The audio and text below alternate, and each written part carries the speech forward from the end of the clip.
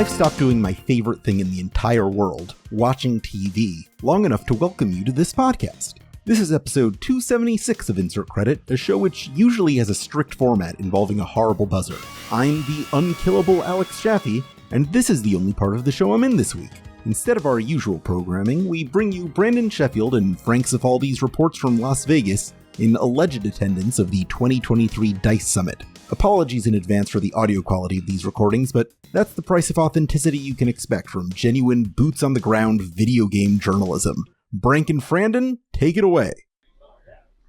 Well, we're here in Retro City Games now. Frank drove me over here. We're moving Chris Kohler, who insisted that he get here before us so that he could purchase everything in advance. I'm going to go talk to him. Hi, Chris Kohler. Hello, how's it going? We're talking here. Oh, wow. What are you live streaming, or are you just I'm just recording this for your YouTube channel? I'm doing it for the Insert Credit show. Oh, nice. Okay, cool. So here we are, Retro City Games. It's probably best video game store in Las Vegas, right? I mean, it's the best one. Yeah, it's the best one, but they moved. They did move, and unfortunately, the casualty of the move is that the previous store used to be an amazing, wonderful, just pile it's worth of garbage to go through, and it was wonderful. And now the store is nice and clean, which is better for them, worse for me. Yeah. But these guys are fantastic, and they give good deals, and they're very nice, and I really love coming here. Yeah, it's good. Yep. And we noticed that you insisted on getting here before us so you could get all the good deals. Yes. Oh, actually, you're gonna be super mad at what I got. So. Oh, am I? Am I? What? I didn't see this, but look. Nice. $59.99 for the massive King's Quest companion. $4 like $100. Sure. Actually, no. Oh no. How to drag Gex? How to drag Gex? And the gang? Who's the gang? All of Gex's friends and associates. No. I wasn't gonna. I would, Frank. If I would buy that. If you weren't here, I'd buy it for you. Thank you. Don't even worry. So what am I going to be mad that you bought? Oh well, there a bunch of other Sierra strategy guides. I don't know if you're going to be mad at that, but like there's a bunch of other I'm good. guides, like the Space Quest companion, Nice. The Leisure Suit Larry companion, Nice. and the Phantasmagoria guide, and also the 7th guest strategy guide, which it's not like it's worth a lot of money or anything, but the strategy guides, they have like interviews, sometimes they have like historical information. I know A lot of times they're not scanned because they're so huge. So I thought we were going to say like some TurboGrafx stuff, and then I bought the complete TurboGrafx library with a magical chase for 25 cents. Excellent. I love it. All right. Also, it says good imports though. Yeah. They usually have an import section. I'm going to actually start looking around. Yes. Okay. Well, go ahead. Oh yeah. No, it's okay. And what did we scope out? I love the import section. We got here a couple of minutes before you. Oh, really? And it's all, nicely arranged. Yeah, it was some stuff. Star Twins, Jet Force Gemini. It's on N64. Mm-hmm. Very good. We have that for the free special. The store is also great because they actually, sell big box PC stuff. Yeah. Because usually the store gets the big box PC stuff and they either throw it in the garbage or God knows what. But yeah, what's this Demon Gun Destroyer? Demon Destroyer gun for the IBM PC armament for the 21st century. Yeah, the IBM light gun. IBM light gun. Sure, why not? That's comes with a full CD that has works with Doom. Oh my God! You gotta read what comes after Doom. Doom decent. It's got decent. It's got decent. Hardcore Pure Revenge of Doe. $40 probably actually a good deal for a nice big box copy of that. Yeah, Taito. I was just on a Retronauts Taito podcast the other day, and turns out I know a lot too much about Taito. I like Taito a little too much. We got Hard Nova, the hardest Nova, by Carl Bueter. Hard Nova. Again, this is probably a really good deal for an old EA game in nice shape, but or maybe we should get it. Maybe we should get it. I'm on a trip. I have limited. I just bought a pile of books. Yeah, I agree with Tomb of the Pharaoh. Your Mummy Tomb of the Pharaoh, starring Malcolm McDowell. See, that really is. That's but we got some really amazing stuff. It said Malcolm McDowell. I guarantee you in that studio for 5 minutes. Yeah, 5 of the hardest minutes of his life. And we got Techno Cap, sealed US guys, 12K. This is good. This hot stuff. I wish I You could.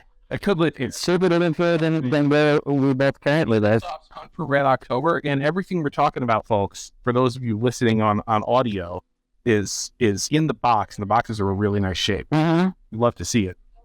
Those boxes are delightful. Oh, those are nice Sega CD section. Yeah, previously they actually had some big box in glass case. And I think that was when they had a bunch of stuff that was maybe a little higher dollar. Yeah. Sealed Phaser Patrol, sealed Starpath Supercharger. I mean, it's in shrink wrap. Oh no, it's machine sealed. Yeah, that's really sealed. Bubble Bobble on Spectrum. Gotta get that. I was at the place. It's in Santa Maria, World 1-1, and they had a bunch of Spectrum games, and I kind of had analysis paralysis of like, well, what do I actually buy? Yeah. Spectrum games, and to buy the rare games, not the games that were hard to find, but the games made by the company Rare. Got it. Ultimate Play the Game, Attic Attack, Jetpack, and something else. Very good. For like $10 each. That was good. Man, 32X has gone nuts. Fucking so much. I passed on Blackthorn for like $75 once. I passed on Amazing Spider-Man for $200 once. I'm like, I don't know, $200. So somebody traded in their whole, because look, they even have the special training pack for Virtual Fighter. Yeah. Somebody traded in a complete set. For sure. Which one did somebody buy? This what? Yeah. What's gone? Set. What did somebody snag? Interesting. Did maybe Deion Sanders? Oh, you know what I think it is? I think it's Knuckles Chaotix, because I don't see it. Oh, you're right. And that would have been on display. So I actually bought Amazing Spider-Man Web of Fire for $300. Oh. The case had been cut, and it was put into a regular Genesis sleeve. But I didn't buy it for myself. I bought it because a store wanted it. And so I bought it. They bought it from me at cost. But I got to play it for a month. And so I've actually played through it myself on a real cartridge. That's kind of fun, valuable to me. Yeah, it's a nice story to be able to tell. Magic Knight Ray Earth, $7.99.99. That is actually kind of good. It's not a huge discount, but it's like now that game, it says no registration card. But now that game hits over 1,000 on the regular. Yeah, 800 is a good price. It's kind of depressing that that's a good price, but there it is. Okay, so huge import Saturn selection here. Radiant Silver Gun, 300. Hyper Duel 300. Dungeons and Dragons Hyper Duel. I bet Hyper Duel for significantly less than that. Yeah, I got a lot of these games. Significantly less. Thank goodness for trying to do this a lot earlier than right now. Yes, a long time ago. Yeah, a long time ago. I went up to my wife. I took a picture of those things that you can take a whole bunch of eggs and make a egg. I showed it to her. I'm like, "Hey, remember this?" And she's like, "What?" She was like confused. I'm like, "Oh, you probably." And it was a long time ago. Terrible. I don't have Rise of the Dragon. I have Rise of the Dragon and have that version because that's the cardboard. Yeah, cardboard. I don't have Rise of the Dragon because every time I think about buying it, I check it out on YouTube and then I hear the guy doing his like racist Chinese accent. Oh, I did not know that. Yeah. It's clear. Well, I may see about that because I've got, your other stack of games here. I have Sherlock Holmes actually in the cardboard box too. I think might be a little tougher to get just because it was a packing game for so long. Right. Well, I'm looking for the that Prime game that was packed with something else. Something Prime, I forget. It's a beat 'em up. For what? For Sega CD. Really? Well, it was packed with something, and I saw it once, but Prime wasn't in there. Only the other game was. Oh, right. Okay. Yeah. I forget. I don't remember what the other game is. It was packed in with Prime. Yeah. Some other game. Tremendous selection of CDI. CDI movies. Oh, yeah. Incredible. Probably the best selection of CDI. We got The Firm I've ever seen. We got First Called Lambda. Silence of Lambs. Adam's Family Values. Yeah. I mean, Coneheads. This is this is somebody's incredible collection of only the best. Yeah. I actually watched Dances with Wolves. I actually watched Dances with Wolves on CDI. Oh, wow. Because I found it at the first store in San Francisco. I had a CDI. I'm like, I've never watched this movie on CDI. It was not a good choice because the movie is very good and it's also very long. Oh, yeah. So to have to suffer through like CDI resolution for that length of time. And swapping discs, I presume. Yeah, swapping discs. It's a big old case there. Yeah. Discs. I don't have Brutal Sports Football for the Jaguar. Yeah. And $25 is it's fine. A good price to grab that for. Yeah. Go for it. Yep, I think I'll do that. Hey, Shenmue limited edition, $80. Best. I forget what's the one. It's got a soundtrack. It's got 2 extra discs. It's the weirdest thing because it's like a 4-disc case, but they cram 6 discs in there. So it's got a soundtrack. That's all it says. Oh, But I remember it says includes original soundtrack and music inspired by Yu yes, Suzuki. because Shenmue regular is 5 discs, but then to get that 6th disc in there, they really had to go nuts with the packaging. Yeah. To cram that in. Well, that's video games. I have this for now. Thanks for talking, and bye forever. Bye. I got Ally McLean. You just picked up something. What do you got? I have the Cheetah Girls on the Game Boy Advance. Yes. Cheetah Girls was like seminal film for me. Me and my friends would have sleepovers and we would pretend that we wrote the songs from the film. I love it. But no, the game was great. It's kind of, similar to like the Barbie games. There's decoration, there's fashion, there's dance competition. It's great. Have you played any of the more recent things like Style Savvy or Style Savvy is the main one I can think of that is like Fashion based. fashion based. It's actually a really good one. We haven't played stuff. You like also kind of build your empire and stuff as well. It's got pretty deep game. Well, I recommend it. So you're getting Cheetah Girls for the GBA. That's why I gotta have that. That's very good. There are a whole bunch of like Mary-Kate and Ashley cartridges I would and I was obsessed with like particularly Magical Mystery Mall. What was that one like? It was like this surreal dream sequence thing where Mary-Kate and Ashley were trapped inside a closed mall and all the different stores were different mini games. Oh wow. She did a bunch of research about it. I like interviewed some of the developers who worked on it and like found the person that was like Mary-Kate and Ashley's chaperone at E3. Oh wow. And obviously it was a pretty dark experience. But the game slaps. Particularly like the dance off. It's like a 70s disco style nightclub dance off game. Mm-hmm. But the guy who did the choreography for the animations is the guy who did the choreography for like the Backstreet Boys and like the Toxic Oh wow. video. And he just came and like worked on the game. That's great. I love that kind of stuff. Yeah, they're like HM5 on the Dreamcast, which is also a dancing rhythm game. All of those dancers were like professional hip hop dancers in Japan, and I've like since met some of those people, and they're just like they're dancers, but they're in this video game, so they really care about that. Big difference. I think like particularly games targeted at young girls, do like fashion.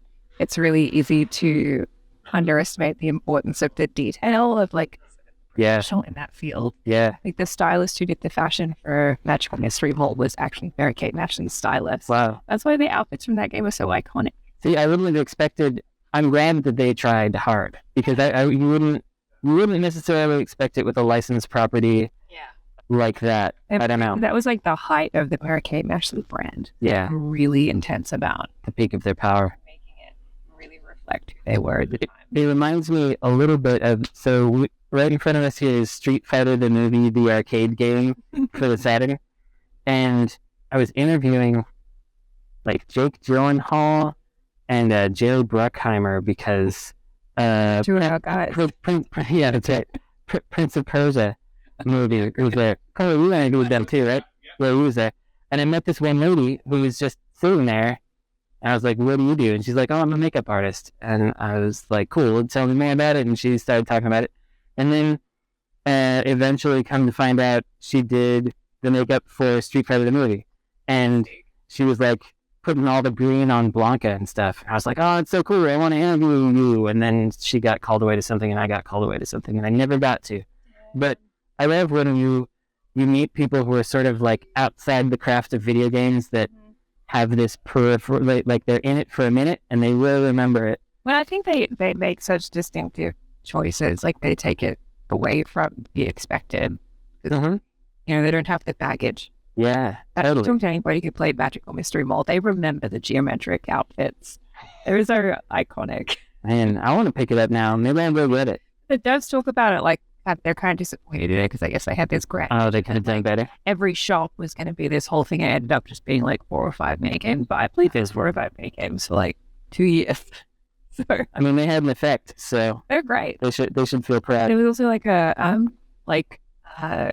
overcooked style. They were running like a 850s diner and actually like skating around on roller skates, serving people like pizza. Well, but I thought they were trapped in a mall. Who are they serving? Just imaginary people. It's all like dream sequence. So like she buys a locket or something, and the locket is cursed, and the woman who sells the locket is like a witch. And then it's like this, I don't know, they get transported through a portal, and then they're in this like surreal lockdown mall. And sometimes there are people, like in the dance sequences, there are people, and in the cafe there are people. It's unclear if they're real. There's also like a beach sequence. Now that I'm thinking about it, why is there a beach in the mall? It's a good question.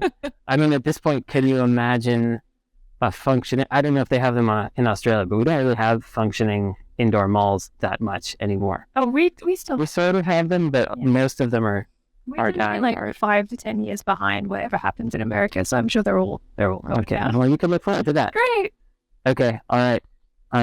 Thank you. I'm gonna stop that sequence there, and thank you very much for your time. Bye forever. All right, so we just came back from the newer Retro City Games, which was the old location. We didn't even come back from it. No, we just left in it. the car. Yeah, we're in the automobile now, driving to the other location.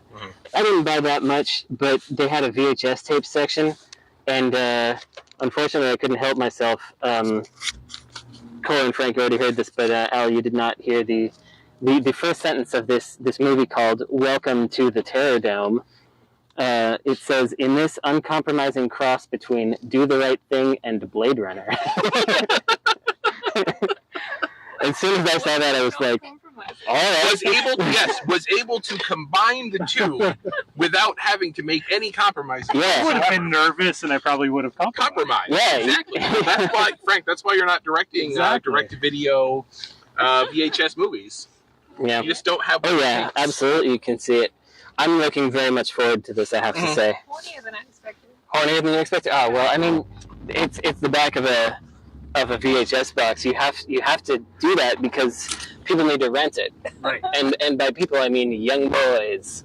And so you got to put some ladies hugging on there. We are abandoning this gigantic Goodwill. We are. You know what sucks for buying video games at? Goodwill. But it's great for VHS tapes, especially in Las Vegas. Oh, okay. All right. Well, I have a donation drive-through, which is new to me. That rolls. Just throw your shit out. Well, we should. I next time I come here by myself, I'm gonna go there. But so Frank, did you manage to get that game you were looking at there? Yeah, I bought 2 things, and they're both pretty incredible finds. I can't believe what you found. Yeah, the How to Draw Gex. How to draw Gex. How to draw Gex. What child was asking? And his friends. And his friends who was asking. Friends. I love Gex Only so in this book much. does he have I friends. wish that someone. If you look at the cover, it has what appears to be a teacher's name. So this appears to be a classroom used How to Draw Gex and his friends. It's got history. I'm very happy about it. It's got provenance. So the other thing that I found, I saw on the front counter a disc for Quantum Link, which was an online service for the Commodore 64. Quantum Link was the home of Habitat, which was Lucasfilm's virtual world. Yeah. Which, I mean, as Habitat was only ever in beta, but commercially was released as Club Kareem. Right. And every time I see a Quantum Link disc, you know, it's never paired with Club Kareem. It never happens. But I thought I'd look anyway, and under it was Club Kareem. Now, that disc by itself, I do have one, and it was years of an eBay save search to get one. And, you know, I paid like $10 or something because no one cares. Yeah. But it's just a disc. This thing has a map and an instruction manual. Oh, wow. And like an overlay for the Commodore 64 keyboard. Wow. To know what the commands are. Right. And I think it was just a mail-in thing, so I don't think there was a box or anything like that. Mm-hmm. So other than maybe like an envelope, I think you pretty much have it. A complete Club Kareem. And I don't believe there are even like photos of any of this online or anything. So kind of incredible find for $10. That's really good. They didn't know what to price it at. They said make an offer, and Kohler jumped in with $10. Good job, Kohler. I defer to Kohler. for Sorry, offering. if you say make an offer, I'm going to start at $10. We're going to see where it goes from there. If you're putting it in my hands, I don't know what else to tell no you. matter they can't look up the value of it. If they somehow did, they'd see that I bought it for $10. For $10, that's the only data that you would actually get. And of course, it's going to the very best of hands. You bought both copies for a collection of $20. Yes. Across history. Yes. There possibly are others. Yeah. Well, I'm very pleased. I'm happy that happened. That's what I like about Retro City Games is because they take in that stuff and they sell that stuff. Yes. And they put it on the counter and they'll sell it to you. Yeah. Versus a lot of game stores that are just like PC discs that could have gone in the trash at another video game store in Vegas or been donated or whatever. Yeah, definitely the I don't know what this is. Right. Can go a lot of ways, and most of those ways are into the trash. And well, you're a resale business. You should sell it to someone. The only other stores I've been to that are like that were in Tucson and Phoenix, so I think it's a desert thing. Oh, yeah. Oh, could be. Yeah, in the desert, it's like, this plastic is valuable. I could paper my house with it. Yep. I could mine for resources from this item. That's right. That was a success. We're going to see how many other completely irreplaceable games that you'll never see again in your life that we can find at the next location. You guys talked about the weird computer stuff that we looked at? Yeah, we talked about how they had like the big box stuff. And it's like Kohler and I were looking before we left at there was just some weird looking, probably English translated Japanese PC Son Goku game. Right. And it's like, well, we'll never see this again. Right, in our lives. But was it expensive? Barely a use of Google. But the thing you can't. It's just like you just don't know what there's it just is. so much of it, Sure. and it's like you can't. Yeah. So for someone, I'm going to say what the price was just $40. So Yeah. that the future can scream to this. Right, exactly. At $5 or $10, it's like okay, but at $40, it's like You gotta think about it. it's like what separates this from like so many of these other games on the shelves. Also, it's all those other games I've never heard of. right. Yeah, But exactly. those were like published by Electronic can't- Arts. This is whatever that Can't was. hug every cat. You know what I mean? Yeah. Just leave But it you can alone do with your that. dangest, which is what we're doing here. Yeah, but I ended up buying. They had a bunch of older like Sierra strategy guides, not the old books that you drew over with the yellow highlighter, those things, but like the Book of Leisure Suit Larry, which is like a guide to the first Leisure Suit Larry games, written in prose, like recounting the tale of Leisure Suit Well, I Larry. believe if I remember these books, I believe there is also an interview with Larry Laffer. Oh yeah! Oh yes, of course. Everyone wants to know what Larry Laffer thinks about that. I mean, interview with Gex I would read, but not Larry Laffer. But yeah, so I mean, they were again they gave me a good deal on the stack of books. They also had the King's Quest Companion 4th edition, which goes for quite a lot. They had it marked at $60, and I was like, I don't need that for $60. But for the pile that I ended up getting, which also had like the Space Quest Companion, which is very similar, and like the strategy guide for 7th Guest, that kind of stuff. It usually has interviews. It usually has like good information in there. Yeah. But also, you were stuck in those games for the last 30 years. Right. So yeah. So I can finally beat every Space Quest game. And then before we left, they had a copy of the LucasArts Archives Volume 1. Which was a bunch of like CD-ROM only versions, basically, of like Day of the Tentacle and probably Fate of Atlantis was in there, and 7 Max, and I think Afterlife. Afterlife. Okay, sure. 6 games. The manual was not in there, so they cut me a break. It was the box and the discs for $20, which is still a very good deal. I'll have to go get the manuals from somewhere and complete it, but I don't have this, so I'm really excited. Excellent. Now you own that. Now I own, yes, I can finally play those games because now I own them. It's just a really cool box. It's a really nice display for those, and I have a LucasArts collection. Yeah. Anyway. Excellent. Very good. And we also got Cheetah Men. Did you buy it in the end? Not Cheetah. No, she didn't get Cheetah Men. Cheetah Sorry, Cheetah Girls. Cheetah Men and Oh, Cheetah gosh. Girls. The Cheetah Girls. But you did buy Cheetah Girls. I put it, yeah. That's the Okay. sequel to Cheetah Man. Yeah. Sequel to Cheetah Men, Cheetah Girls, and then you got Cheetah Lady. just Cheetah. evolution, like that. Yeah, cheetah men, I'm sick of this. cheetah girls, cheetah. Say, we used to be cheetah men. Now it has to be cheetah girls. And with that, we'll end this sequence, and we'll pick it up again at the next location. All right, bye forever. Okay, so Ally found a DVD that is like about the most 90s thing possible, even though I guess it came out 2003, and is, it's formatted to fit our screen, so I guess it originally came out in theaters, maybe? But, okay, so the back says, through a stolen letter, 3 friends discover, in quotes, that the daughter of a famous local politician is desperate to have her first sexual escapade. The guys get a tabloid newspaper to pay them to get exclusive pictures of the Catholic schoolgirl caught in the act, in quotes. What seems like a simple plan turns very complicated by this trio of bumbling buddies. Ray, Jimmy Fallon, of course, ends up having no social skills with women and falls in love with his victim. Likewise, the Catholic schoolgirl has a few tricks up her sleeve. I like that they at least identify her as a victim. They're very clear from what's going on. Mm-hmm. As the tabloid deadline approaches, the guys must find a way to either, quote, consummate the story or face the wrath of a ferocious publisher. It's so weird. She's barely regarded as a human being. The stakes are so fucked. Like, the issue is that they might not get paid. Yeah. That's the problem. They might not get paid for, like, taking non-consensual photos of someone having sex.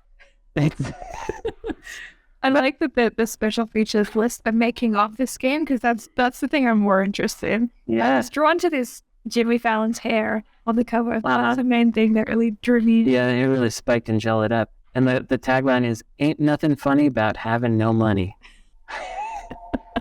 Very unfortunate. Well, that's what we found so far. We used to make the films, you know? Yeah. Can you wait with movie with that? No. Not in my life. I'll knock something over. Bye forever. All right, we're back in the car after Retro City Games number 2. Didn't get that much. It's definitely the lesser of the 2 locations. This year. This year.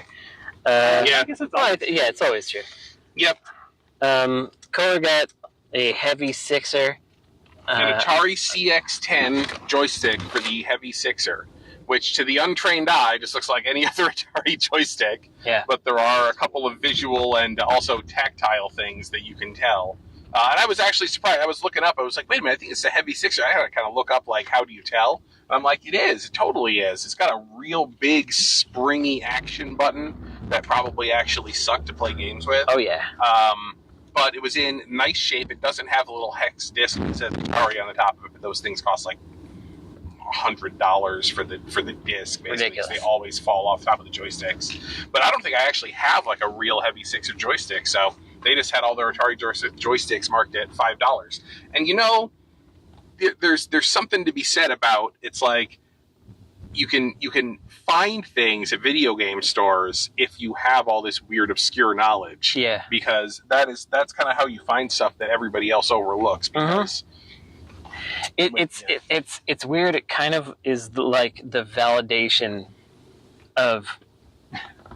It's a self-fulfilling prophecy. I mean, it's like I don't know exactly how to start this sentence, but it's like you amass all of this knowledge, and then you can identify cool things at game stores. But the only utility that has is that you can get those things and get more obscure game knowledge. Like, it's not actually that useful or good, but it at least lets you feel like, I knew something for a minute. That's why. Well, you know what? That's why I'm like, I'm writing the book that I'm writing about, like the collecting SquareSoft games, because I'm trying to think to myself, like, okay, well, what do I do with all this stuff? Yeah. And what do I do with all this knowledge? Yeah. Yeah. You got to drop the knowledge. So I did not purchase anything, but You just sell the knowledge. I came very close to what do you call it? I came close to buying a copy of the Lords of Thunder VHS tape. So that was for the Turbo Duo. They were promoting it, and they were sending these tapes out to try to get people excited about it. And it's basically like footage of kids in arcades, and then they see or play Lords of Thunder, and they're like, wow, it's so radical. And that's the whole thing. It's not very long. It's like 15 minutes. You can just watch it on YouTube. I just felt like I should own it because an additional curiosity about it is that it was edited by Tony Hawk. And people found this out it was like one of his first jobs. He was like in high school still. And a lot of his friends are featured in the video, and there's like some relatively well-known skaters in the video who are like 14 at the time. Crazy. Or whatever. People found this out by asking him on Twitter because they were looking at the like credits and it says edited by Tony Hawk, and they're like, "Is it that Tony Hawk?" And he's like, "Oh man, I totally forgot about this. Yeah, that was me." So very amusing, but I didn't buy it because it was $80. And $80 for a 15-minute video that you can watch on YouTube is that's a little too far. Oh, we're also now passing a dead Fry's. We talked about Fry's the other day on the show. It's very sad to see another Fry's bites the dust. We didn't really explain what it was when we were talking about it, but Fry's was a big box electronics store akin to Best Buy, except weirder and cooler, and like you could find, sometimes they would just import games from Japan, or there would be like controllers that were only sold there that came from some weird lot. Or that was a weird clonk. Yeah, Frank, yeah, in the car. That was Probably okay. That's just the carburetor. Let's just yeah. Whatever, no big deal. I don't know if y'all could hear that clonk, but there was a very big clonking sound. It was like underneath the car. And Under the car, like, you could feel the vibration. It sounded like part of the car detaching. I think it was. There have been some of these rocks have been spilling out. I think he hit one of these rocks. Just went over the tire. I think that was a heavy sixer. It was a heavy sixer controller. Yeah. We have to feel the buttons to see if they're squishy. Anyway, the Fry's was a delightful place, and someone on the forums was talking about how on their birthday they asked one of their parents to take them to Fry's, and they just dropped them off there, and they played video games in Fry's video game aisle all day, and there's like a what do you call it? There's a food court thing in there as well, and they were like best birthday ever. So and Fry's had, as we mentioned in the show, they had all these themes. Some of them had sci-fi themes, or like there's an Alice in Wonderland one. It was like I don't know if it was trains or like a train wreck, but there was a train wreck there. Yeah, that's right. And there was the Tesla coil one, which is the one I went to all the time, which was frankly a pretty boring one. But I loved that one because the Tesla coil would start up, and it was so loud because it was a real one, and it would just go, and like everyone in the store would jump because it sounded like an explosion, like an electrical explosion, which is what it was. Like like in the movies when a power transformer explodes, is what it sounded like. Pretty good stuff. Anyway, we're gonna drop Ally off at Dice. She's going to be the first among us to actually go to Dice, as the rest of us attempt to. I got my badge earlier. Oh, you got your badge? Okay, you went. If that counts, yeah. Straight from the plane to the video game stores. Yes. Mostly because Frank was available to pick me up. And Ally, you're going to some Australian thing? What's that about? What's happening with Australia? The Australian government body Austrade are getting all the Australians together and buying them drinks. Oh, yeah? It's a good thing the government does. Thank you to the government. That's They're cool. listening. That's cool. Do they require you to say that? I love our government very much. I'm a partisan. Wait, no. Wait, is that? Do they like those or do they not like those? It depends. I guess it depends on whether there's an occupying government, Who's to right? say? Not me. Yeah. Anyway, cool. If I fight a kangaroo, I can go to the Australian luncheon, but I don't have the time. Well, I want you to see that this gas station, their tagline is "Adventure's First Stop." Yeah. So maybe we're at the edge of town here, and like off that way is just the That refers mountains. specifically to the bathroom, by the way. Squeaky squeak. Man, we got all kinds of sounds. Decatur, which I have always felt as someone who grew up here, was like the split between two different Vegases. Oh, yeah. That's something I intuited, but maybe there was something to that. Have you ever met anyone from Decatur, Texas? No. they don't like it if you call it Decatur. And because real pride for Decatur. because I found out that they don't like to call it Decatur, that's what I've called this street in Vegas for as long as I've known about it, because I can do it safely. No one can stop me. They can't get you here. Yeah, they can't. Get to you. The Texans aren't here. They can't stop me calling it Decatur. So. Oh, you bought something. Yeah, what'd you get? I bought this actual Robotech action figure. I saw those. Zor Prime. Robotech's Masters Enemy. Robotech Masters I Enemy. don't know anything about it, but I'm working on a game that's kind of inspired by this era and this particular art style, so I'm going to give it as a gift to the game director. Oh, very good. I really appreciate that those toys that are that old are still kind of cheap. Yeah. I was actually very surprised to find they're $15 each. The art is really cool. It is. People keep saying bring back fluffy anime hair, and I agree. Bring back the mullets. I would add bring back fluffy anime hair with tiny little goat horns and things. I'm in favor of that. Like your dragon half. Over there, I just added 5 minutes. Oh yeah, this is one of the problems with Vegas. If you make a wrong turn, these roads are long and wide, and if you mess up and don't take one of those little inlets, you're in for it. We've added quite a significant amount of time. Is there a separate ad for the cleanest gym in Vegas? Oh yeah, That's a separate. but it's still yes. In a separate. Wait, that's Town Square. What? That's where we just came from. No way. No way. That's literally where we just came from. That can't be. It is. It's not Whoops. And there's still 17 minutes to go. How did, God, you got off the how did we screw up this bad? I don't know. Like you're from here. The Town Square didn't exist when I lived here. All right. You shouldn't have said I'm it. following Google Maps. All right. Oh, yeah. It's true. We're all looking at Google Maps right now. Right. Yeah. Well, How did we do that? they have played upon you quite the practical joke, say. Wait, am I in this one? Yeah, go to the side one. Yeah, the side one. Okay. Okay. Doesn't that Shelby American logo kind of look like the So Intellivision the side guy? one was wrong. No, it was. Oh. So Son of a- now we're going to loop back around. I'm sorry. What? The side one was wrong. Okay. I'm mad at Another Las minute. Vegas. Well, All this is new. For I don't know any of this stuff. well, you all don't need to hear about how lost we are. Wow, that's a really big Corona. Look how big that Corona is. Oh, I see. The giant Corona is in front of the Lagunitas brewing factory. That makes sense. Yeah, wait a minute. Lagunitas did get purchased. They did sell out. So I guess that's what's going on there. Well, as we drive through this Perpetually 18-minute journey. yeah, this Trek It's graveyard, not any longer. It's always just 18 minutes. we're gonna let you go. Bye forever.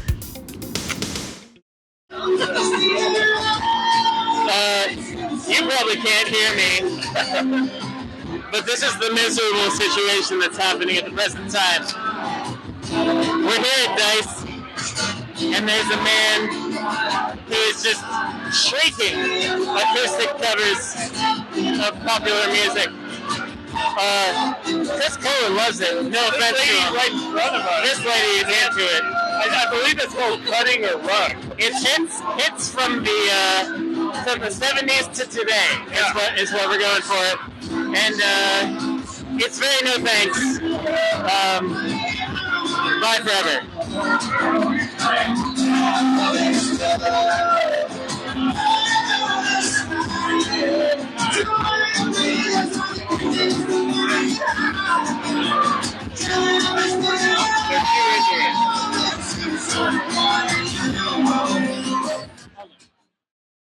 All right, I'm in the hotel room in the Circus Circus. I have to apologize for the peakiness of all of the recordings thus far. Though these are lavalier mics that I purchased, if you clip them like to your neckline, as one tends to do with a lavalier mic, it's just peaky no matter what you do. So, my old ones got stolen when my laptop got stolen, so that's why I don't have that good one no more. Paid a lot more for these ones, but not so good. Not really doing it. We'll keep trying. Anyway, we went to a couple more game stores. Didn't really get much anything. Didn't really happen. Then we went to some dice events. There was much yelling. I think I'm the only person in the entire state wearing a mask at any time. That's not true. Every once in a while you see some people, especially people that are actually working. But most people are not doing it. So cross all your digits that by the time you listen to this, I do not have the COVID. I'm here in the Circus Circus, as I mentioned, which is a much cheaper hotel than the hotel where dice is actually taking place. That hotel costs like $100 to $150 a night, which, for around here is reasonable. But Circus Circus costs $30, and I got a reasonably sized room with 2 queen-size beds in it, and it has 3 people here. Totally worth it. But somebody, I won't say who, was maligning my room choice, saying that I was going to get bed bugs from staying at Circus Circus, or did I get my tetanus shot, or whatnot. And it caused Frank and myself to both get pretty riled up, because, the room's totally fine, first of all. Totally fine. It's clean. It's old. This whole place is old. It's goofy. It's strange. It's got clowns on the decor everywhere. But who wouldn't want to stay in an old, grungy, weird place for $30 rather than staying in a sterile, weirdo place for $150? I don't know. Seems like the right choice to me, and anyone who disagrees is wrong. So I'm just waiting for Mathew Kumar to show up. He's going to be the first guest, and then Kris Graft is going to arrive the next evening, and we're going to have a whole crew here in Circus Circus, and we shall see how that goes. I have 0 meetings planned, despite needing to get money here at DICE, because they didn't send me the app that told me who attended in time. Oops. So, I'm just hanging out. Before I let you go, another nice little thing that happened recently is, unbeknownst to me, the lead voice actor for Demon Slayer, the anime, played Hypergun Sport recently, and did a real... Oh, wait, Mathew Kumar's here. I gotta talk to you later. Bye. Hello!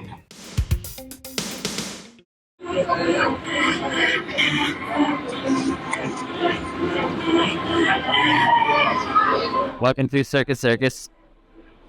Again, how can you complain about this place? I'm walking by an airbrush kiosk. And now I'm walking by City Life USA, which appears to only sell clothing and handbags shaped like brassieres that have sequins on them.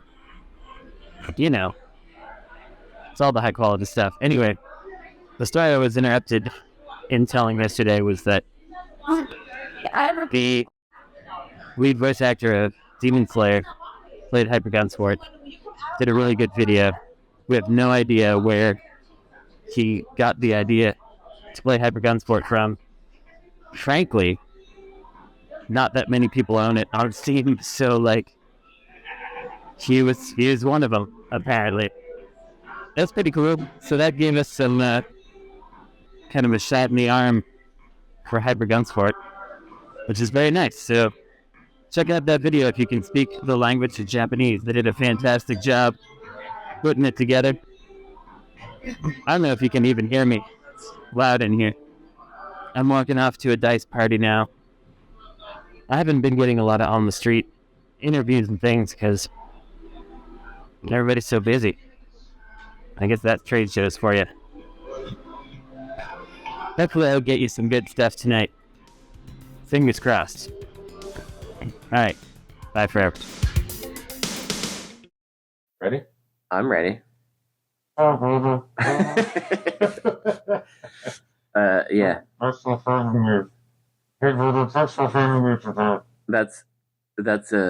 our lavalier mic sounds like at the best of times. I'm here with Kris Graft. We were out till we were out till 6 a.m. For no reason, hanging out with we later found out the composer from Outer Wilds, who was mostly silent for about 4 hours. I probably should have gotten him to say something on the podcast, but I didn't know who he was. He was just sitting there staring at us. Yeah, as far as I knew. I ate this morning. I ate a muffin with no saliva in my mouth. So it was basically like... I was going to say, I don't want to eat a saliva muffin. Yeah, no, like a saliva-less muffin.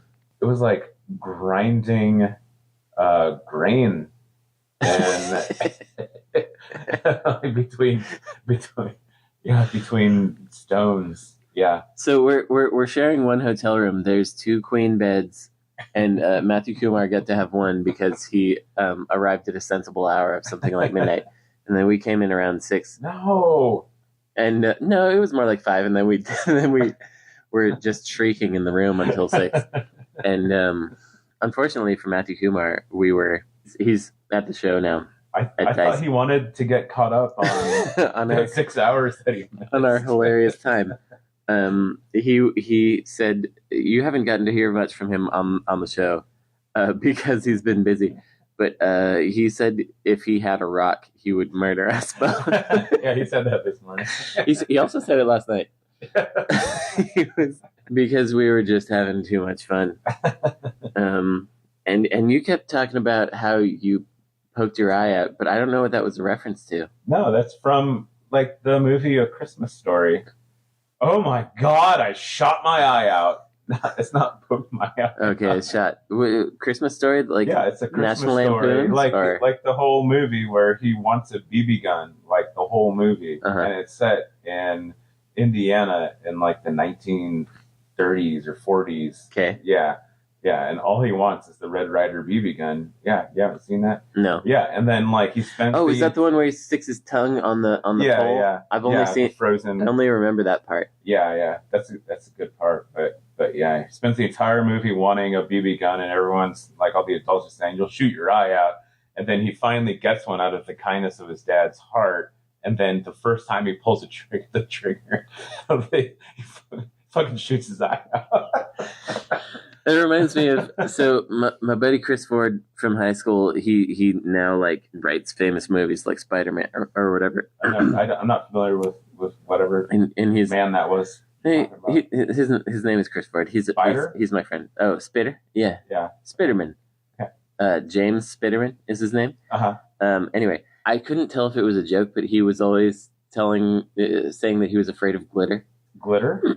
Glitter, yeah, because the movie with Mariah Carey. Because if you like opened a thing of glitter, it would get in your eye or something, okay. And so he was worried about it. And he said that, and I couldn't tell if it was a joke, but he said it multiple times across the years. And then one time in college, someone sent him one of those like glitter bomb cards, you know, where you open it up and there's tons of glitter inside. And he opened it and immediately got glitter in his eye and had to go to the emergency room. What? To get it removed. The emergency room? Yeah, because wash it out. It like went behind his eyeball. Insurance covered it? I don't know. Yeah. He has more money than me, so he was like, "Oh my God." Yeah, I glittered my eye out. He was in Sega commercials when he was a young guy. You know the one where there's like a mummified guy whose eyeballs are looking all around. Yes. That's my buddy Chris Ford. What? Yeah, that's how he paid for college. That's awesome. He was in a bunch of commercials. He was like a child. He was also one of those commercials like Sega. Yes, he was also in you remember the personal pan pizzas where it's like a guy was slingshotting his trash out the window and getting pinched by his grandma so that he could get a personal pan pizza. I know personal pan pizza. Oh yeah, well he sounds pretty good right now. He was in that one. For those of you keeping track at home, those are some of the commercials that my friend from high school was in. I love the Sega Scream. Okay. Bring that back. I don't like it very much. I love it. Okay. Man, they went real off the rails in the Saturn era when they were like dealing with those rods and cones and stuff in the Theater of the Mind or whatever. You remember that? Oh yeah, vaguely. They were trying to be so extreme and weird, and man, like there was an ad for. What was it? It was something like Fighters Megamix or Panzer Dragoon Saga, where there was just like two dudes riding invisible bikes through a weird post-apocalyptic apartment building or something, and It had nothing to do with it's anything. so funny, like, all these things... The 90s were messed up. All these things come from somebody with an idea within a company. Back then, I think it's like, you know, the Mad Men of the 90s were trying to be the Mad Men of the 40s. And so they were just taking... I think it was cocaine is where these ideas came from. Probably... They were just like up against the wire all the time. They're like, "What if we did this?" I don't, you know, we don't like to say on this show that X game is like what drug were those people taking? But like they were legit taking. No, cocaine. I mean like we're talking about marketers. Marketing people were doing that. Do they do it? Do they take it? I was in an Uber on the way to this Circus Circus hotel that we're at. Yeah, and the gal that was driving a taxi cut her off, and she was like, "Wow, did you see that crazy taxi?" I really wanted to go, "Whoa!" Yeah. Whoa! Time to make some money. I'm sure she would have appreciated that. Yeah, she would have no idea. She went by Dirty B, and she gave me a card for some after parties. She's like, "Yeah, just tell him you met Dirty B, and you get the Dirty B discount." Man, yeah, she was really nice though. It's time to make some crazy money. Wolfman Jack, I guess. That's who did that. What? The radio announcer, Wolfman Jack? Oh, I vaguely remember. I believe that's who that was. Yeah. Okay. Yeah. Something like that. Yeah. Or if you're playing Crazy Jump, no new records here. That one. Yeah. Well, was that because you never made any new records that you heard that so much? Like 90% of the time, there's on Crazy Jump, you're not making a new record. Yeah, you've already done so it's well just enough. Constant, over and over again. Yeah. You got to better yourself. Yeah. I mean, yeah. Sure. Well, so far, Dice has been, let's see, what I've talked to a variety of people. I told them what's up. I had a lot of conversations that I can't repeat on the podcast because I'm trying to get money. But Frank was talking to a Nintendo's man last night for a very long time, and it wasn't our Nintendo's Diceman. No, it wasn't that. Oh man, but I did see him. He's here? He's here. There's a Nintendo guy who comes to Dice. He has stopped drinking, but back in the old days, I'm not going to say what his name is. Back in the old days, he was so drunk all the time. Yeah, that's good that he's not. He stopped now, but in all seriousness, that's it's good that he stopped. Man, but he was like a stalk of wheat just blowing in the wind. He was really staggering around, and he had there's a helper. Yeah, because he's from Nintendo. Worked for Nintendo. He's a Nintendo executive. He had a small Japanese lady following him around with a bottle of water, trying to get him to drink it, and he was just falling into poker tables. He's blowing in the wind. And she was just following him around, saying, "Please drink this." Yeah, and then he went into. Oh man, it was an entrance to a bar. Yeah, entrance to a bar inside of a casino. We were sitting outside. The next time we saw him, he was getting rolled out in a wheelchair. So he, it's hard to describe. I'm not laughing at I don't know. You're laughing at something. It's hard to describe with words because I use. He's tall too. That's why I'm describing really tall him as a stalk of wheat. Yeah, he's tall. So we were sitting outside of this area, having a conversation. Me and Kris Graft. He wanted an excuse to come back into the bar, and so he did finger guns at us, he super recognized us, which he sort of did, but in the process of doing that, he lost his balance and bounced off the wall and did a spin. Do you remember that? Yeah. And then through so doing, he managed his way back into the bar. And then after that, we saw him wheeled out in a wheelchair, which I guess they must have had it. Do you think they had it in the bar? How did the wheelchair get in there? Did they have it in the bar, or did they have to order it? I think that his little assistant might have had a pocket wheelchairs. Oh goodness. Anyway, that's a man. And I saw him also at one point at E3. Sega was doing a launch for their those Puma shoes that they did, the Sonic shoes. They had red one and blue one. Oh yeah. And I saw him, this like Nintendo executive, at the event. He already had bought both shoes. They had just gone on sale the day before, and he was wearing one of each color. Nice. And then that band that I don't remember the name of that does the Sonic Adventure songs, like the guy who sings those new metal-ish Sonic Adventure and later songs that I hate, but a friend of the show, Ash Parrish, thinks they're good, as far as I know. Ash Parrish, yeah. He was singing along with every song. I talked to him here at This Dice, and he was like, that was my highlight. You talked to him at This Dice? At This Dice, yeah. Oh, I missed that then. Yeah, that was before you arrived. Yeah. And but he's stone cold sober now. It's very good. You asked him, like, how's the drinking going? How do you know he's stone cold sober? Oh, because every time I see him now is during the day. I never see him at night, and he has a water.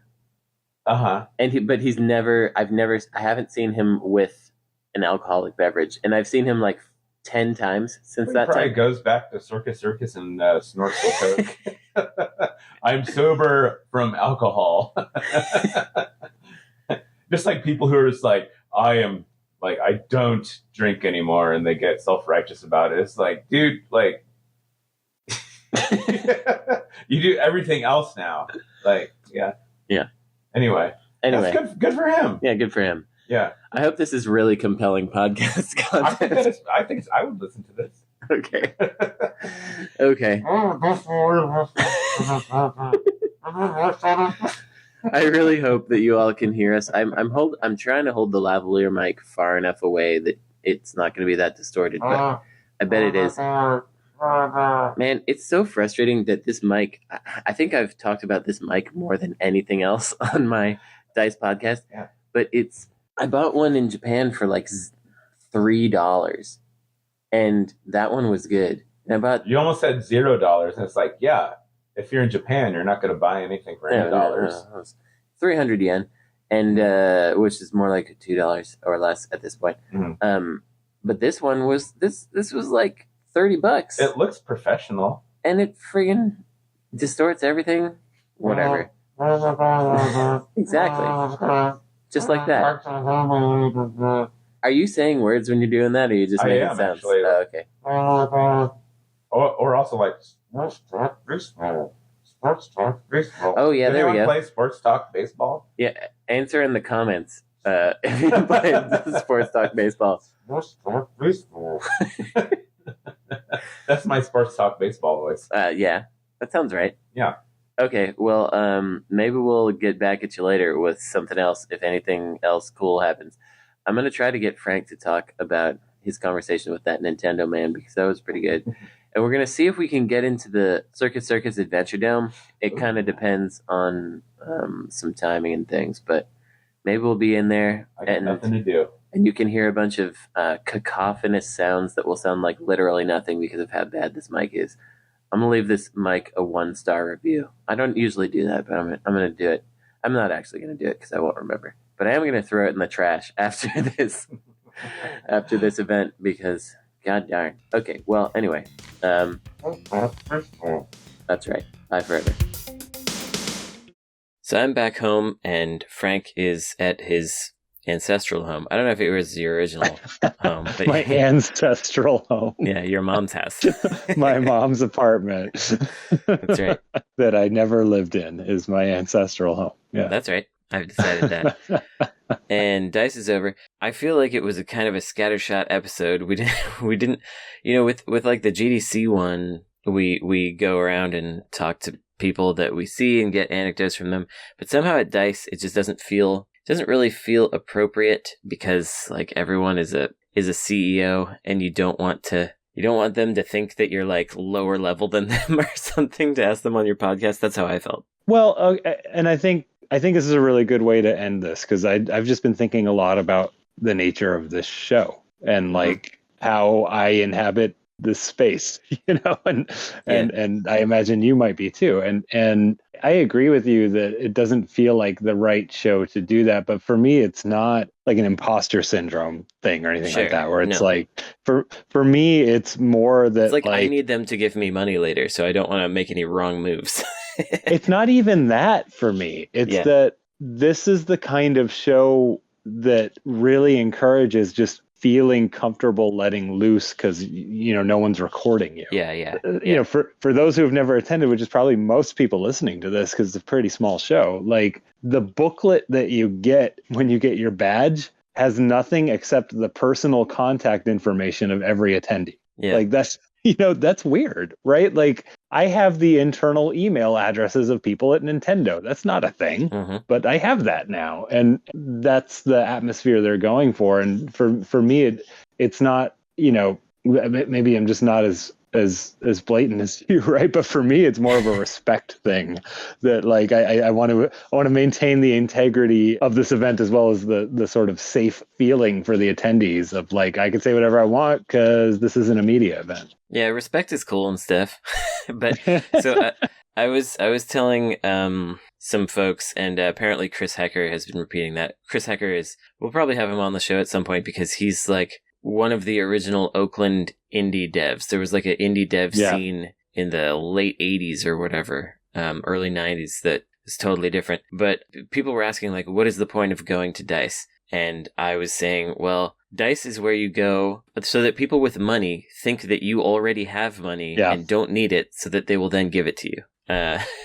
And that's what I go there for. But ultimately, for me, DICE, and it makes sense that we didn't record for all those reasons you're saying, but DICE to me is kind of an excuse to hang out in Las Vegas. And I think, I've hung out there enough times that I'm also defensive of Vegas in a way that you are being from there, but I think you didn't used to be. But the thing is, like, that's true. If you've only ever been to the Strip, you don't get to criticize a 140 square mile 650,000 person having city because you've seen the most garish and smallest part of it. You've seen the money churning machine in the center that powers the rest of it. You know? Like you've not inhabited the places where people live. Yeah. To me, Vegas is going to game stores, going to thrift shops, going to record stores, going to good food. I finally completed. There's a chef called Chef Kenny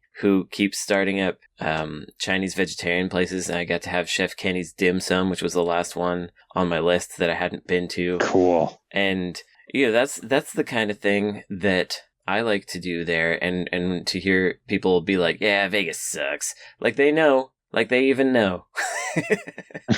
They don't know. And they don't know. And it's a valid opinion to have. Sure. But the people who are having these opinions haven't experienced anything yet. Right. Have not been able to have any experiences that would let them have an opinion. Like your opinion should be not Vegas, but the Strip, right? Yeah, and exactly. I get the shorthandedness of it, but it's a little bit offensive to say that this entire large population city sucks because I never left this one block that is not a place that people live or inhabit. I mean, we hung out on the Strip sometimes kind of ironically. You know what I mean? Like it's not. You mean as youths?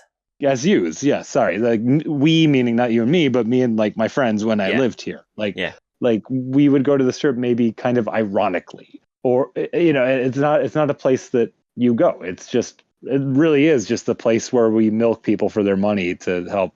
With infrastructure, right? Like it's just a tourist machine. Meanwhile, there's all these cool museums, like the Shelby Museum has all these old cars and stuff. There's the Atomic Bomb Museum, which is wild. There's the Natural History Museum that has a bunch of like yassified taxidermy. Beautiful hikes. The mob museum's actually pretty good. I don't know if you've been to the mob museum. Yeah, I didn't go into this, but as we were taking a ride to Chef Kenny's vegan dim sum, there was the Sexual Heritage Museum. I couldn't figure out what the heritage part was, like an inherited dildo or something. This is your birthright. Your ancestral home. That's there right. it is again. Yeah. Your ancestral home is this dildo. And there also used to be some decent game dev out there. There's not hardly any now, but yeah, there ain't no more Westwood here. Yeah. No more Westwood, no more Petroglyph. Well, sort of a little Petroglyph. Petroglyph is actually starting back up. But my friend Chris Ainsworth, who used to work at Petroglyph, was telling me last night as we were having some delicious creamy vegan ramen at Tomi Ramen, how Petroglyph accidentally swatted themselves. Whoa. Yeah. So they had a new employee, and every new employee gets an alarm code. And this new employee was accidentally assigned the silent alarm we're in big trouble alarm code on their first day. So on their first day, they come in there and then swatted the studio. Yeah, and then suddenly there's like cops showing up, and meanwhile the head of the studio is like testing sound effects for weapons. So they're like thinking there's an active shooter inside, and like SWAT is showing up, and they're like, come out with your hands up to people, and eventually they sent the which this seems cowardly to me. They sent the lady office manager out with her hands up to explain the situation to everyone. That's probably one of those situations where it's like you're the responsible one that talks to other people. That's right. Get out there and tell these cops that we swatted ourselves.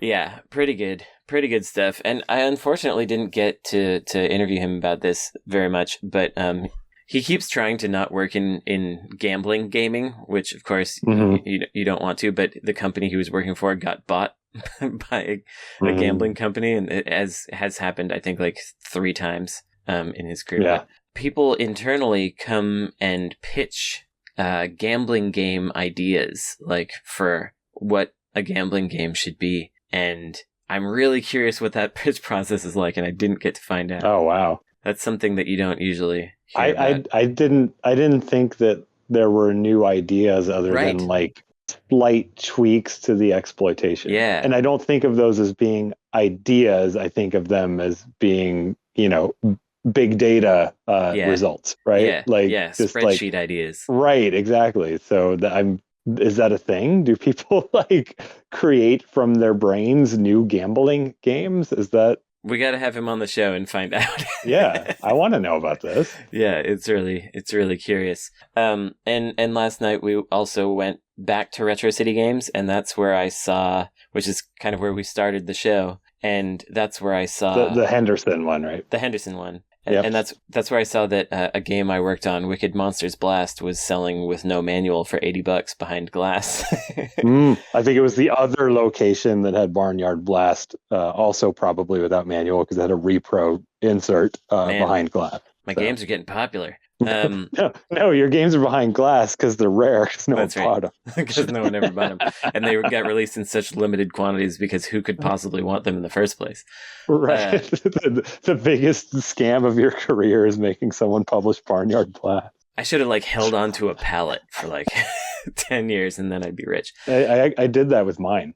Oh, yeah? I have a shipping case of the 3DS Collector's Edition of Mega Man, and I think I bought 10 collector's editions of SNK 40th. That's legitimately going to be worth I should have gotten some SNK 40ths because I also do think that'll be it's my retirement fund. I don't think we got any free ones, but I just made a large purchase. I'm like, yeah, I'm gonna put this away. The Mega Man thing, I actually did it as the studio because I saw that Shantae Kickstarter, and that big reward was a sealed original Shantae, and I was like, oh, we should have things for maybe one day. Yeah. And this is not the studio is not the kind of environment where things survive. Yeah.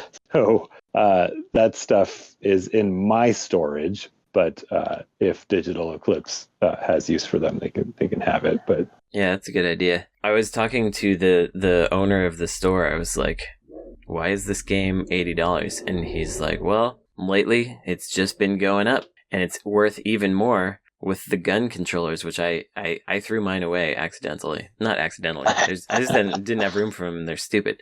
But it's like a light gun game that for Wii that came with guns in air quotes, which are of course just a piece of plastic that you can slot a Wiimote into.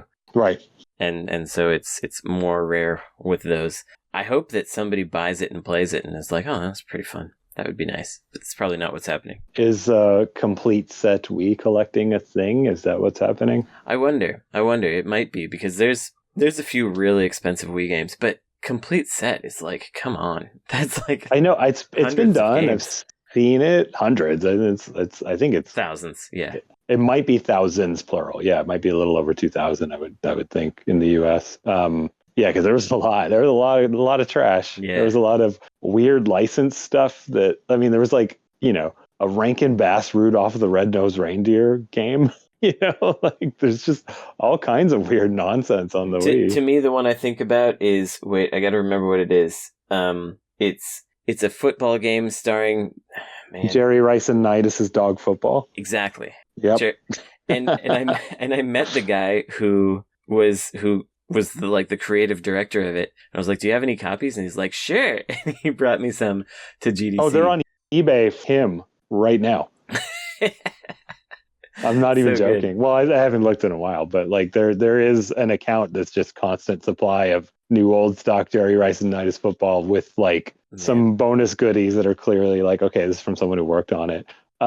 I first saw that game when it debuted at CES, which is hilarious. It was like the one console game at CES was Jerry Rice-N-Nitis' Dog Football.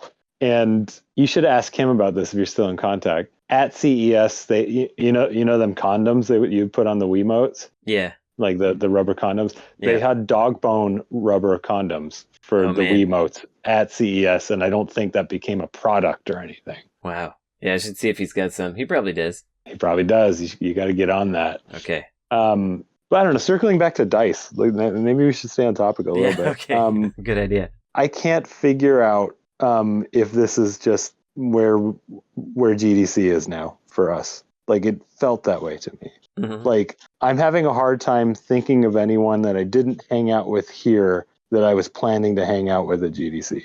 Are we just following Megan Scavio over here or what? So Megan used to run GDC. She was the director of GDC, and now she's in charge of DICE. I do think, though, that there are people that I want to meet at GDC that aren't at DICE. Like a lot of the indie devs aren't there, and a lot of the people like at my level and lower in terms of industry street cred or length of time in the industry are just not at DICE. And I'm able to be there because I judged some awards, and I judged some awards because I know the director of the show because I used to work with her.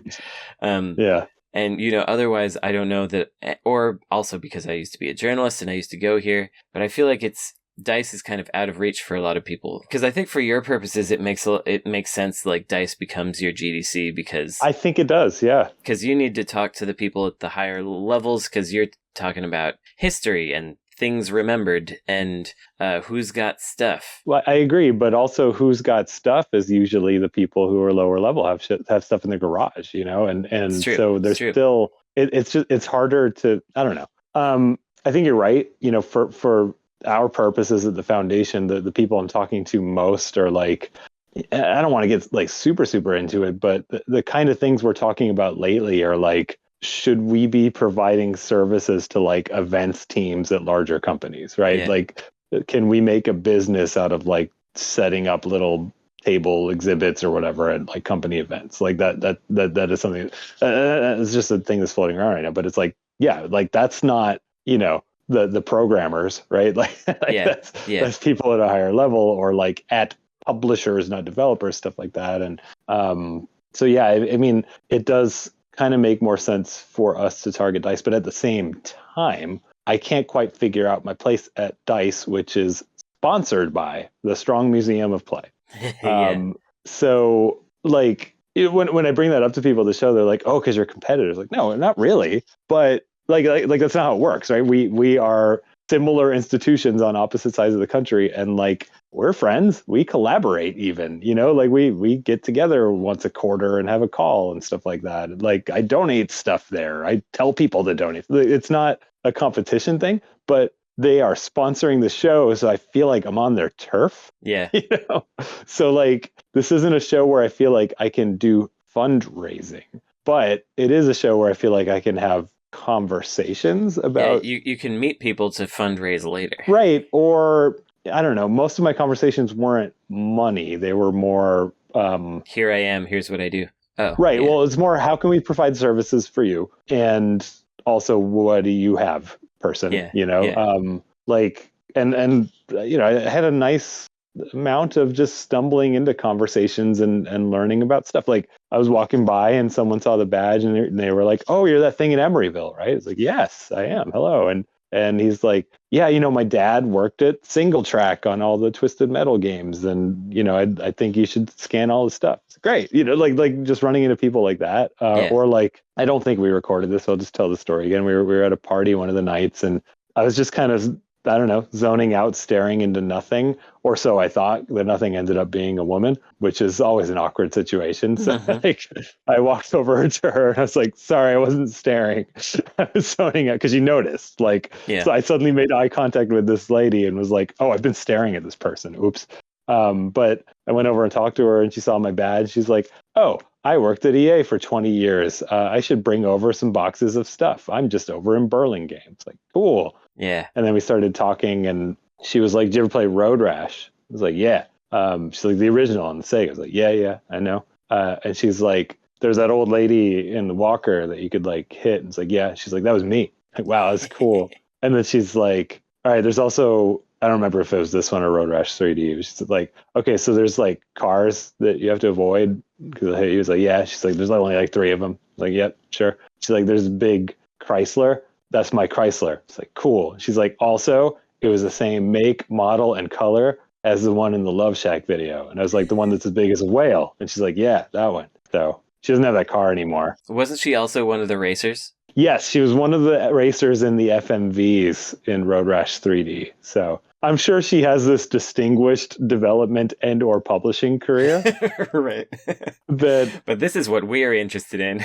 Yeah, exactly. But yeah, she worked there from 88 to 2008, and she's talking about weird dev kitty stuff that's just in boxes. Like, cool, bring it over. Let's figure this out. Yeah. So that's kind of how my show was. I don't know. Like, I mean, there's literally like Strong Museum stuff in the gift bag, and there's a brochure that's just everywhere at the show about the Strong Museum's 90,000 square foot expansion that's opening in June. I have 1,000 square feet, period. Yeah. So, I just like introducing us as like a place that you should donate to on their turf here. I mean, going back to sort of the beginning of this conversation where it's like you go to DICE to pretend like you have money so that people give you money. Yeah. Which I think we excel at. I think people think the Video Game History Foundation is way bigger than it is. And that's on purpose. That's very, very intentional. But it's hard to convey any kind of money compared to the Strong Museum, which is funded by a trust from the widow of the Kodak Empire. I don't have one of those. Yeah. Yeah. I mean, it's actually weirdly kind of similar for me because I think I'm pretty good at... I mean, since I have, largely because I have a social media presence and I ran a magazine for many years, people kind of know who I am, and so they know when my games have come out or whatever. Right. And like to a way outsized degree versus consumers. Developers know that my games have come out and publishers do, and they're like, "Oh, how's it going? I saw you had this, blah, blah, blah." Whereas consumers are like blissfully unaware that my games have been released. But, that kind of helps us to actually get to have good conversations with those people and raise money from publishers and things like that, because we're at the very least a known quantity. So it's, it I don't know. It's kind of interesting. Did you get to actually like pitch? I did a little bit. Okay. Yeah, cool. I did a few pitches, but for a lot of DICE, it's me walking around, seeing people, and them remembering I exist, me remembering they exist, and them thinking, "Oh, hey, what do you got coming down the pipe right now? Let's check it out." And that happens much more at DICE than it happens at other places, and it's like DICE is where you set up meetings for GDC in a way. That makes sense. Yeah. Like the preface is here, and then the follow through is there. Yeah. Come to think of it, yeah, that's exactly what I'm doing. Like I have not set up meetings for GDC, right? But it's like I'm gonna go through my stack of business cards, which is like 5, and be like, hey, what's up at GDC? Should we see each other? Yeah. And it's the same thing where it's like the biggest utility of this show, at least this year for me, is just like, hi, remember me? I exist. Oh yeah, you, right? And for the kind of stuff we do, I don't remember what the number is, but you see a commercial like 12 times before you remember it, something like that. Yeah.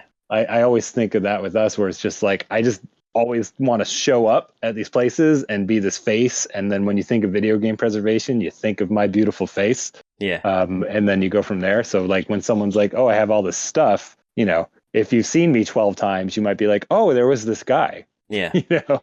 Yeah, I really struggled with this event because I'm continuing to mask during it, and I was one of maybe 3 people that was doing it. And one of the other people that was doing it was Mathew Kumar, who was staying in my hotel room. So like it was very few people were masked, and I probably saw half the people I usually see because there are people who only recognize my full face, not the top up. Right. So, yeah, people stare at your mouth a lot. Yeah. Yeah, and so it's the telltale Brandon Sheffield lip curvature. That's right. That's right. Yeah. I'm known for it.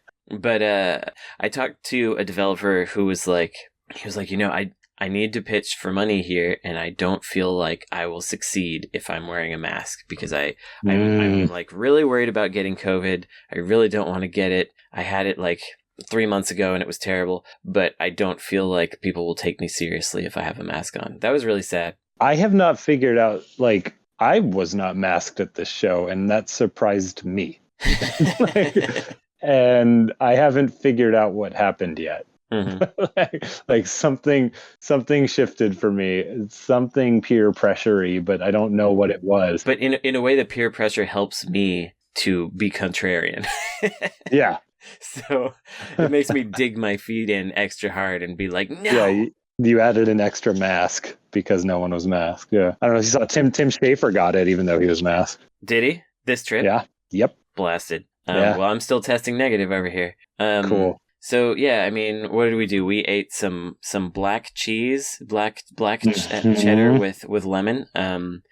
Some candied hibiscus. Yeah, that was a good party. That was the food highlight of the show, was the black cheese and the candied hibiscus. One night I stayed up until 6:30 in the morning, and it was a big mistake and made Mathew Kumar really unhappy because we came in shrieking.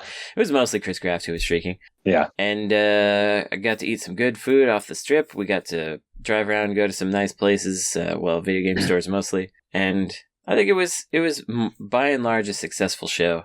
I think so too. I can't figure out if I regret that on the last night after I accidentally abandoned you, hanging out with people. I ended up in some crowd that was like walking to the Encore, which is like that fancy hotel, to go to some suite thing. Oh yeah. And it was kind of a large-ish group, but I didn't have anything to do, so I was walking with them. And then after a few minutes, I kind of realized the only person that I knew is our mutual friend, Anita Tung, who I was hanging out with. But like, we're walking and I'm like, I don't know if I'm going to know anyone but Anita, and I don't want to put anyone in the position of like being your one friend or whatever. You know what I mean? Like, right, exactly. So I was like, I'm just going to go to my mom's house. But for all I know, that suite party was like the place to be. So yeah, maybe I regret that. I did do the suite party kind of thing last year, and I went up with one person I knew, and then once I got there, it was like, I know everyone here. So yeah, that's what I keep thinking. It's like, oh, I bet all the cool people are at whatever this is. It probably was, but whatever. Next year, whatever. We'll still be around. Next year, I'll get in good. Yeah. Yeah. Okay, well, we did it. We did it. We've successfully completed a podcast episode, I think. It's going to be a weird one to listen to, of extremely variable audio quality. Well, I think this last part was actually, I don't know. Well, I think there's a lot of good stuff. Like I suspect the Adventure Dome segment's pretty rough. Maybe you just cut that. We'll see. Maybe you won't because even it's like that. We were also, all of us, really tired, right? Yeah. I think you should cut it, but keep this part in, so people are like, what's the Adventure Dome? It's just a series of us listing arcade games we can see from far away. Maybe that's the bonus credit. Maybe keep this in. Mm-hmm. And then the bonus credit is like, okay, the boring thing they were talking about at the end of the Dice episode is now a bonus segment. And you have to subscribe to Patreon to hear this boring segment. Yeah. Go to insertcredit.com/Patreon. I'm not used to saying the words, so I almost forgot what it was. Yeah. Well, that's it from us. Okay. Frank, get on your plane when you can. I know it's delayed. If they'll let me. They keep delaying it. All of the flights were getting delayed, and I went up to the kiosk because I saw that Oakland flight was delayed, and I was like, is my flight delayed? And they were like, mm-hmm, and in a really bad mood, so I didn't ask further. But it turned out that my flight was not delayed. The flight prior to mine was delayed past my flight. So the 9:30 Oakland flight was delayed till 10:45, but the 10:25 flight was right on time. Well, all right. Good for me. I hope mine does not get delayed a third time, because I would like to go to my house. Fingers crossed. All right. All right, well, I'll see you back over here. Okay. Okay. All right, bye. Bye forever.